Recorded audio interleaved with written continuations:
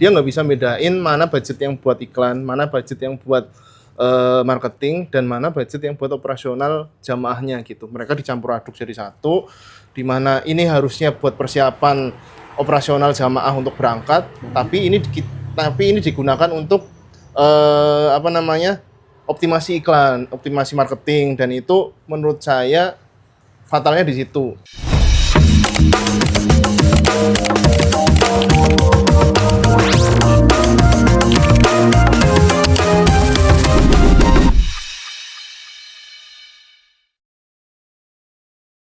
Halo, balik lagi sama aku Vira di channel podcast Ngobrolin Bisnis bareng sama Mas Bima Dewantara. Oke, sebelumnya boleh perkenalan dulu nggak sih Mas? Boleh. Mas Bima ini di MJO sebagai apa posisinya? Dan kira-kira udah berapa banyak bisnis yang Mas pegang? Oke, sebelumnya perkenalan dulu ya. Bismillahirrahmanirrahim. Assalamualaikum warahmatullahi wabarakatuh. Namaku Bima Dewantara. Di sini saya sebagai manajer marketing di bagian tour and travel, di mana di sini dari saya handle beberapa dan mungkin bisa dikatakan puluhan klien di bagian tour and travel ini, di mana saya di sini handle di bagian marketingnya sebagai konten marketingnya, terus juga ads dan lain sebagainya, yang saya bertanggung jawab di situ biar nantinya gimana caranya tour and travel dari beberapa klien kita itu yang tadinya mungkin masih bergeraknya di bidang offline, itu kita coba go online karena saat ini udah zamannya digitalisasi seperti itulah ya. Itu sih. Oke, tadi aku notice travel dan umroh ya Mas.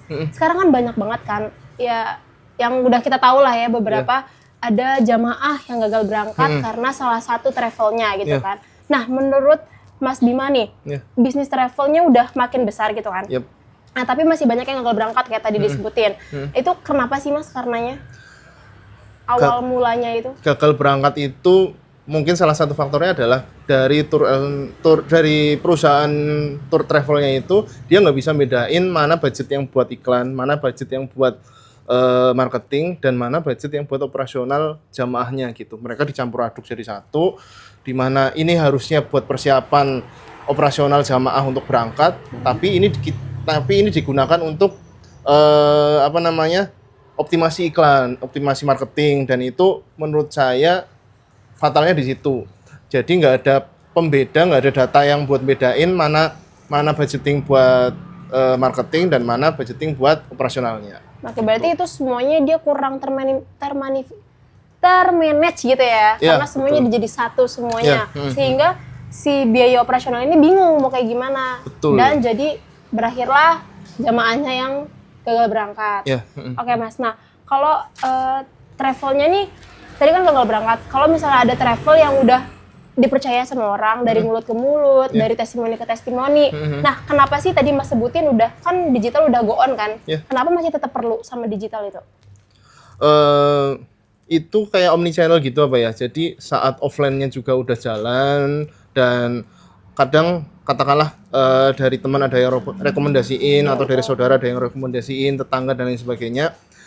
Kita di zaman sekarang pasti selain ada rekomendasi, kita pasti akan ambil HP, kita lihat tuh Gmap-nya, Gmap-nya di mana, terus review dari Gmap-nya seperti apa, Instagram-nya, media sosialnya, itu buat bikin dari calon jamaah ini trust ke travel umroh tersebut gitu. Iya, jadi bisa dikatakan dari rekomendasi dari tetangga, rekomendasi dari saudara itu sebagai pintu masuknya, dan yang bikin trust itu adalah dari media sosial atau dari Gmap atau mungkin yang lain sebagainya yang ada di online. Gitu. Berarti memang untuk di era sekarang nih digitalisasi itu penting ya Mas? Betul. Nah, apa bedanya nih Mas dari jamaah yang dulu? Kan kita tahu ya jamaah dulu tuh lebih mentingin ke offline karena biar bisa enak nih tektokan sama yang punya travelnya, bisa tektokan sama marketing si travelnya. Tapi kenapa sekarang lebih banyak orang yang pengen langsung ke online buat ngeliat sosial medianya yang tadi Mas sebutkan itu kenapa sih Mas salah satunya? Salah satunya karena sekarang udah instan, banyak media sosial, udah semua orang pegang HP Ya, gitu. betul. Walaupun orang tuanya nggak pegang HP, pasti anaknya yang pegang HP. Dia akan memberangkatkan orang tuanya pakai travel A gitu. Pasti dari anaknya akan lihat sosial media kita dulu, gimana pelayanannya, gimana kita memperlakukan jamaahnya kita gitu, dan gimana reviewnya, biar nantinya itu sebagai pembentuk trustnya dia untuk menggunakan salah satu travel yang akan dia gunakan untuk umroh tersebut kayak Buat gitu. umroh orang tuanya ya. Ya, betul. Buat ngeliat-ngeliat lebih detailnya lagi mungkin ya. ya. Nah, seberapa penting sih Mas kita bikin konten di sosial media? Sangat penting banget, yaitu tadi buat bikin kita trust, ya bukan kita ya, buat calon jamaah itu bisa trust ke kita kayak gitu. Gimana caranya kita bikin trust itu, karena saat ini jamaah kita itu nggak hanya di lingkungan kita aja, nggak hanya di satu kota kita aja, tapi ada banyak kota yang itu daftarnya nggak hanya di kota tersebut. Katakanlah salah satu travelnya itu ada di Jakarta, bisa aja dia menghimpun banyak jamaah yang di luar Jakarta. Gimana caranya? Ya lewat sosial media itu tadi gitu. Kalau yang dulu mungkin ya kalau jamaahnya ada di daerah situ Jakarta ya hanya ada di travel yang di Jakarta itu aja, Jogja ya di Jogja aja. Tapi sekarang udah loncat-loncatnya ya. tuh berkembangnya tuh banyak banget, dan persaingannya juga makin ketatnya di situ gitu, karena bisa aja travel yang ada di Semarang, ada di Jogja bersaing juga dengan travel yang ada di Jakarta. Berarti nggak menutup kemungkinan mereka tuh bersaingnya di online. Betul. Karena kalau misalnya mereka cuman memampukan di daerah tersebut ya dia nggak akan berkembang juga ya Mas. Yeah. Kayak belum tentu jamaah yang di Semarang tadi semuanya pengen umroh juga. Siapa tahu yang di jamaah dari luar. Iya, Oke. betul. Nah, tadi balik lagi nih Mas. Yeah. Orang ngecek online itu karena belum trust, belum percaya. Iya. Nah, tapi konten seperti apa sih Mas yang bikin orang tuh bakal trust sama sosial media kita, apalagi di travel dan umroh ini? Konten yang bisa bikin trust dari jamaah ke travel ini ya, itu konten yang tentang transparansi mungkin ya, tentang transparansi, tentang edukasi jamaahnya itu seperti apa, dan verifikasi konten yang bisa terverifikasi kalau emang travel ini tuh bisa memberangkatkan dengan baik, bukan hanya memberangkatkan aja tapi memberangkatkan dengan baik dan excellent dari jamaah-jamaah ini gitu. Jadi ya gimana caranya konten ini bisa menggabungkan 3 unsur itu tadi agar calon jamaah ini bisa trust ke travel tersebut kayak gitu. Oh, oke. Tapi ini Mas, tadi disebutkan transparansi. Nah, kenapa transparansi biaya itu penting buat dikasih tahu? Itu sebagai sumber trustnya calon jamaah ya, karena ibadah umroh itu kan bukan ibadah yang sebentar. Betul. Bukan ibadah yang dekat yang murah gitu, bukan Betul. Juga karena itu harus menghimpun keuangan jamaah yang nggak sedikit. Betul. Nah itu dengan jamaah itu mentransfer uangnya ke salah satu travel, berarti dia udah percaya dengan travel itu. Gimana caranya bikin travel itu terpercaya ke jamaah? Berarti kita bikin konten yang bagaimana caranya meluluhkan hati jamaah gitu ya, agar bisa gabung dengan travel tersebut kayak gitu. Oke. Berarti pentingnya transparansi ya. Yeah. Nah, terus yang kedua tadi konten edukatif. Nah, boleh kasih tahu nggak sih Mas konten edukatif seperti apa yang boleh dan nggak bolehnya ditayangkan atau dibikin oleh perusahaan travel dan tour? Konten edukatif itu ada beberapa, katakanlah edukatif terkait dengan umroh ini harus ada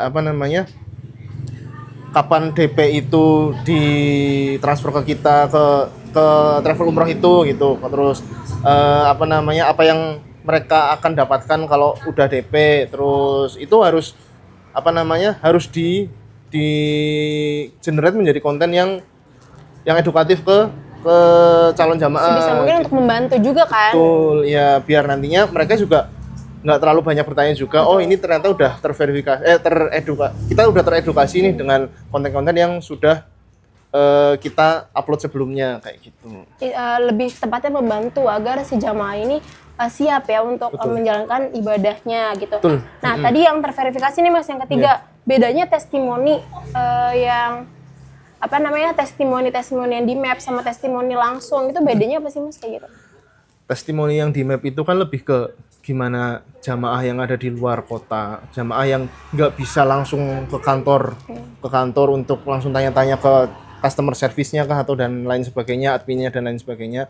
Mereka pasti akan menilai tour and travel bisnis untuk kantor lah ya, kantor tour and travel itu ya dari Gmap ini gitu, dari review jujurnya si calon jamaah atau jamaah yang sudah pernah ikut bareng salah satu tour and travel ini gitu. Mereka bakal kasih reviewnya di Gmap ini, gimana perjalanan mereka, gimana mereka dapat pelayanan yang excellent dari tour and travel ini kayak gitu. Itu semuanya ada di Gmap, dan ada juga biasanya yang enggak di Gmap ya di sosial media kita. Tadi yang udah disediakan ya Mas. Betul. Oke, berarti ini pentingnya 3 pilar tadi nih, adanya transparansi, edukasi, dan juga terverifikasi. Nah 3 pilar ini yang mungkin orang tuh berani ya Mas untuk langsung transfer, oh saya langsung percaya nih sama si travel dan umroh ini gitu kan. Betul. Selain tadi di sosial medianya itu kan, karena mereka juga menyediakan 3 pilar, yaitu transparansi, edukasi, dan juga terverifikasi. Betul.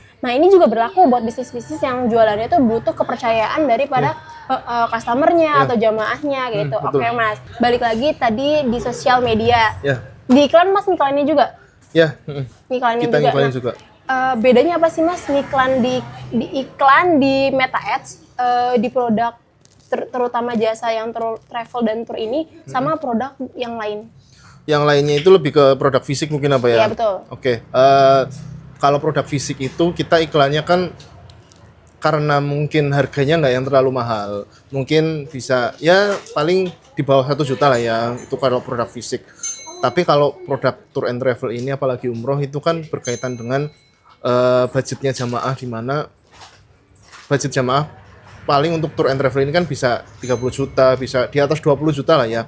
Nah, gimana caranya kita ngedirect konten ke iklan dengan trusting itu tadi gitu. Kita gimana caranya ngebikin calon jamaah itu trust dengan kita, dan beliau bisa bukan ngasih ya, bisa ngetransfer uang.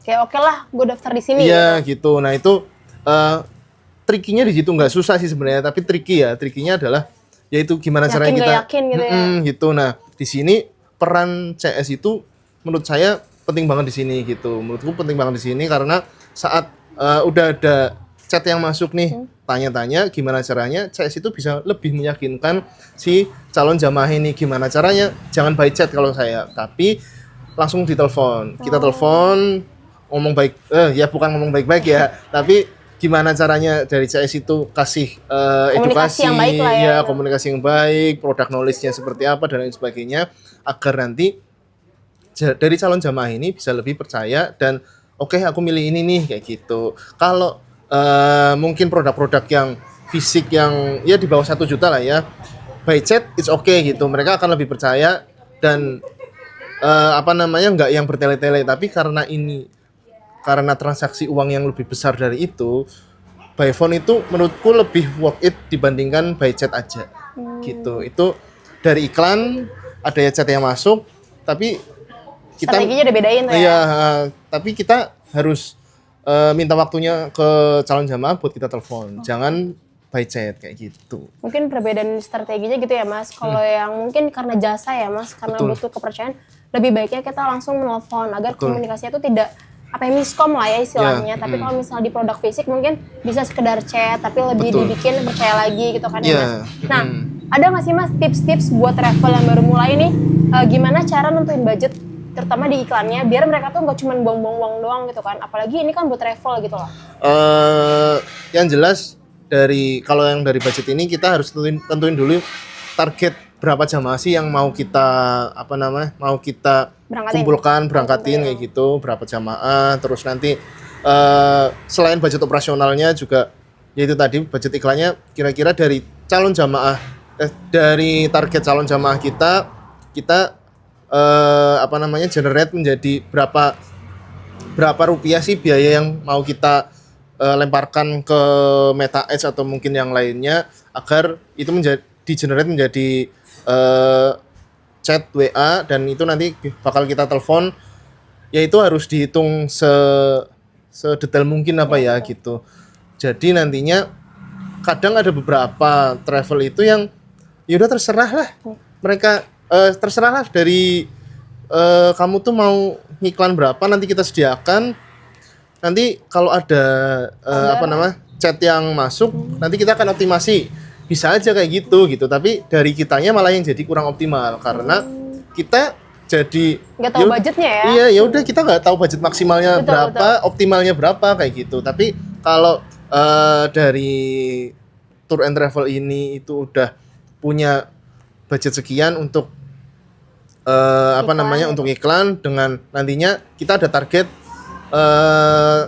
yang hubungin kita, calon jamaah yang hubungin kita sekian ya Kak. Nah nanti itu kita akan coba ulik, kita akan coba optimalkan sesuai dengan budgetnya mereka. Oke. Gitu.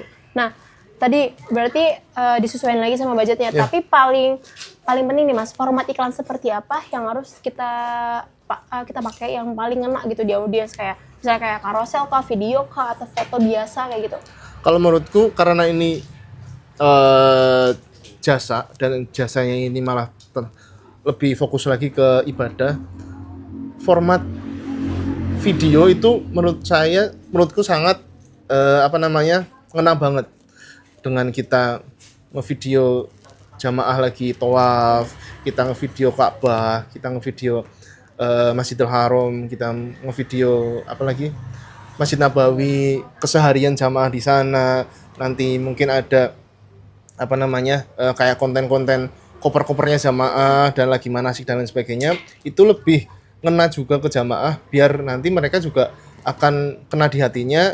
Ya gimana caranya kita buat lebih meyakinkan dari calon jamaah ini kayak gitu. Oke.